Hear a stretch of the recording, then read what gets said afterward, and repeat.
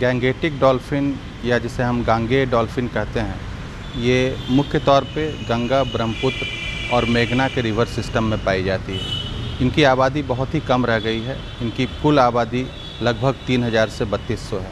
लेकिन हमारे लिए ये गर्व का विषय है कि इस पूरी आबादी का लगभग आधी गंगा में, बिहार में बक्सर से लेकर कहलगांव के बीच में पाई जाती है। बिहार के ही प्रयास से वास्तविक रूप से देखा जाए तो वर्तमान मुख्यमंत्री जी श्री नीतीश कुमार जी के ही प्रयास से गांगे डॉल्फिन को प्रधानमंत्री द्वारा 2009 में 5 अक्टूबर को नेशनल एक्वेटिक एनिमल के रूप में घोषित किया गया और इसकी अधिसूचना मई 2010 में जारी हुई।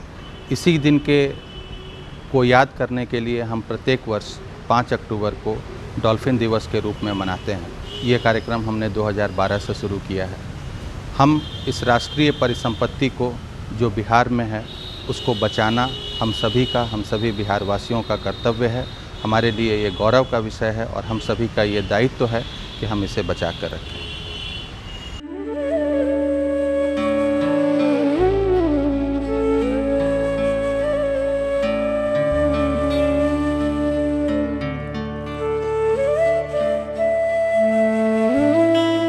किशनगंज ज़िले में एक छोटी सी नदी है, डोंक नदी है, जो महानंदा की ट्रिब्यूटरी नदी है। इसमें 2 डॉल्फिनें फंस गई थी और 1 किलोमीटर के अंतराल में विचरण कर रही थी। वहाँ पानी की भी कमी हुई थी और भोजन की भी कमी हो गई थी।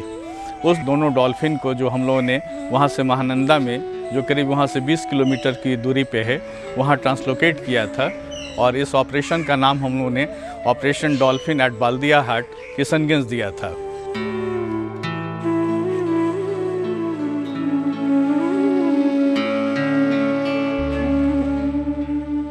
हमने डॉक्टर गोपाल शर्मा ने सारे स्थिति को देखा। डॉक्टर गोपाल शर्मा ने कहा कि अभी तुरंत कोई खतरा नहीं है, लेकिन हम लोगों को इसे सिर्फ ही जल्दी ही ट्रांसलोकेट करने का विचार करना चाहिए। बाढ़ का पानी नदियों में बढ़ता है तो छोटी छोटी नदियों में अपने भोजन के खोज में ये फ्रेश वाटर डॉल्फिन माइग्रेट करती हैं और जैसे जैसे पानी घटते जाता है वो फिर मुख्य नदियों के धार में लौट जाती हैं।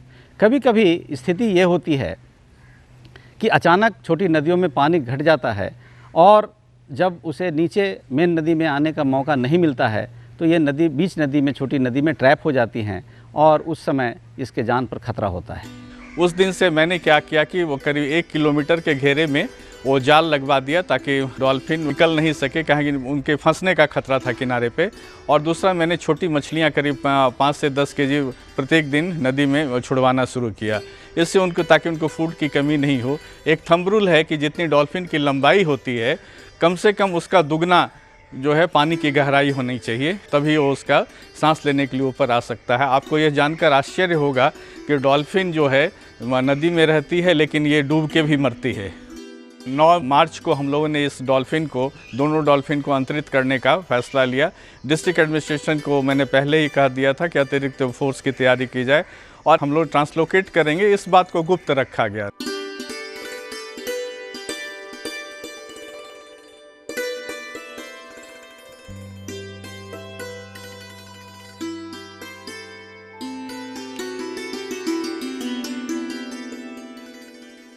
जब लोगों के बीच में ये मैसेज आता है कि डॉल्फिन यहाँ फंस गई है तो लोग व्याकुल हो जाते हैं और उसे देखना चाहते हैं, उसके पास आना चाहते हैं।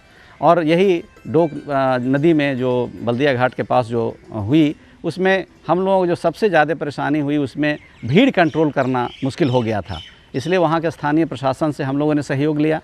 पूरे नदी की बैरिकेडिंग की हम लोगों ने, माइक से अनाउंसमेंट किया कि आप लोग हल्ला न करें, किसी प्रकार के कोई सॉलिड चीज़ उस छोटे से पूल में न फेंकें। मैंने सबसे पहले कि 11 फीट का जो है स्ट्रेचर बनवाया, उसके नीचे 4 इंच का फोम लगाया गया ताकि डॉल्फिन को किसी प्रकार की असुविधा नहीं हो। और उस पर करीब 200 केजी का वजन रख के उसको हिला डुला के देखा गया कि वो टूटता। तो इस तरह के 2 स्ट्रेचर मैंने बनवाए।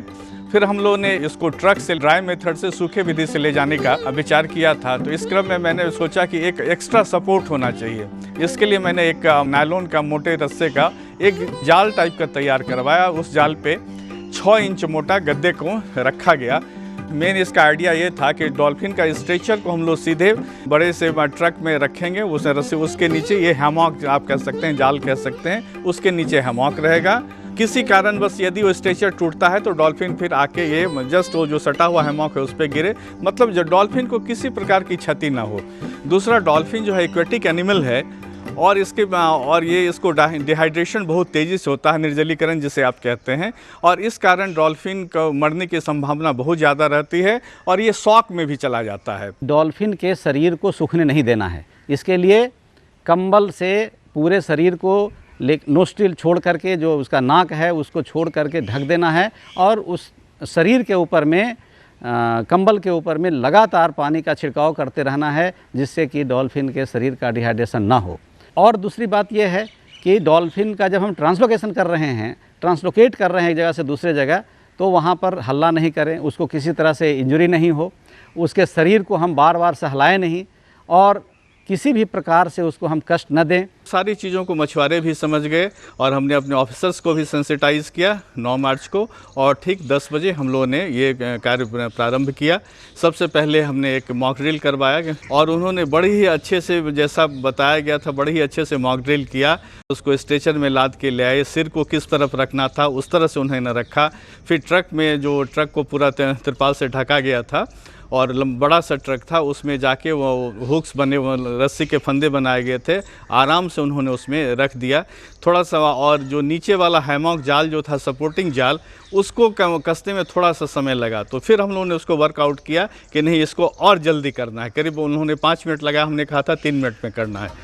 उसके बाद एक्चुअल ऑपरेशन जब शुरू हुआ तो हम लोगों ने क्या किया कि पहले नदी के दोनों छोर को 500 मीटर के अंदर बड़े बड़े जाल डाल दिए ताकि डॉल्फिन उधर उससे से निकल नहीं सके। और उसके बाद दोनों साइड हजारों की संख्या में लोग जमा हो गए थे। नाव के द्वारा वो कपड़ जाल के सहारे डॉल्फिन को धीरे धीरे घेरने लगे। तो पहला ही बार तो डॉल्फिन ने, तो एक डॉल्फिन जब जाल में आई तो उसने वो जाल को फाड़ के निकल गई, और दूसरी बार फिर प्रयास किया गया। ठीक 11:38 में वो डॉल्फिन जो है पुनः जाल में आई।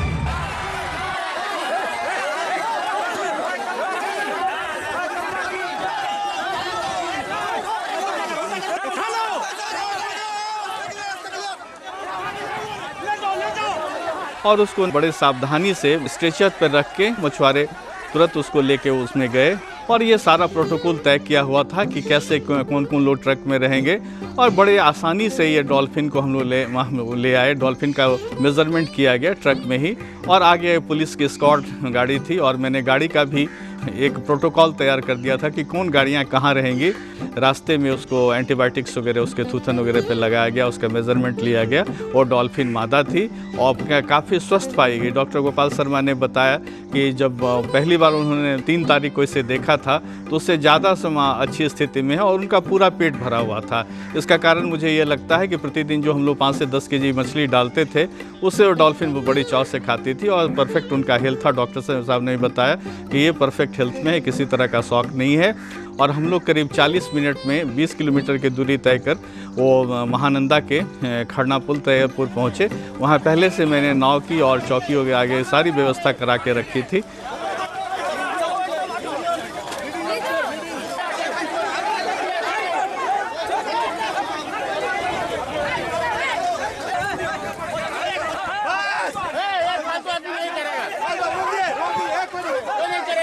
बारह 12:42 पर हम लोगों ने उसको पहले डॉल्फिन को रिलीज़ किया। तो स्ट्रेचर इस तरह का बनाया हुआ था वेलवेट के साथ कि थोड़ा सा ही टेढ़ा करते डॉल्फिन सड़क के चलेगी और डॉल्फिन तैरते हुए तुरंत 200 मीटर का आगे बढ़ गई। लोग बड़ी खुशी से ताली बजाने लगे। हम लोगों ने भी एक दूसरे को धन्यवाद दिया, लेकिन हमें पुनः दूसरे डॉल्फिन को पकड़ना था, कार्रवाई करनी थी इसके लिए। और उसके तुरंत हम लोग वापस लौटे। और मैं आपको बताना चाहूँगा कि जब डॉल्फिन आपस में 1 या 2 डॉल्फिन रहते हैं तो आपस में कम्युनिकेट करते रहती हैं। तो ये दूसरी डॉल्फिन को जब पहली निकल गई तो दूसरी कोई कम्युनिकेशन नहीं मिल रहा होगा, और 5 मिनट के अंदर ही दूसरी डॉल्फिन पकड़ में आ गई। और फिर उसी प्रोसेस से हम लोगों ने उसको उठाया और फिर इसका भी मेजरमेंट लिया गया। ये 2.52 मीटर थी, जबकि पहली वाली डॉल्फिन 2.5 मीटर थी। दोनों ही मादा थी और इसका वज़न 125 एक का था, एक का 126 कुछ था। दोनों ही बड़े अच्छे स्वास्थ्य में। आपको ये भी बताना चाहूँगा कि इतने मैच्योर और इतने लंबाई वाली डॉल्फिन्स जो हैं कम मिलती हैं और भारत भर से मात्र 2500 से 2600 डॉल्फिन बची हैं और उसके बाद सफलतापूर्वक ले जाके उसको ट्रांसलोकेट किया।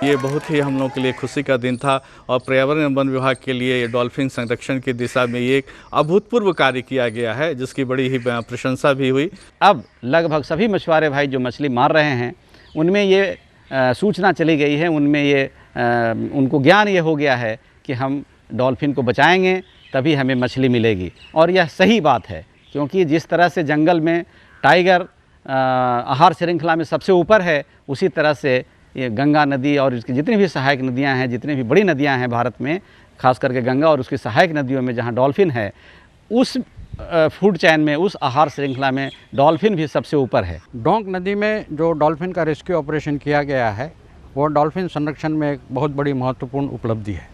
अब विभाग को ये कॉन्फिडेंस हो गया है, आत्मविश्वास हो गया है कि इस तरह के सिचुएशंस में भी हम डॉल्फिन्स को हम बचा सकते हैं और उन्हें पुनः रिलोकेट कर सकते हैं।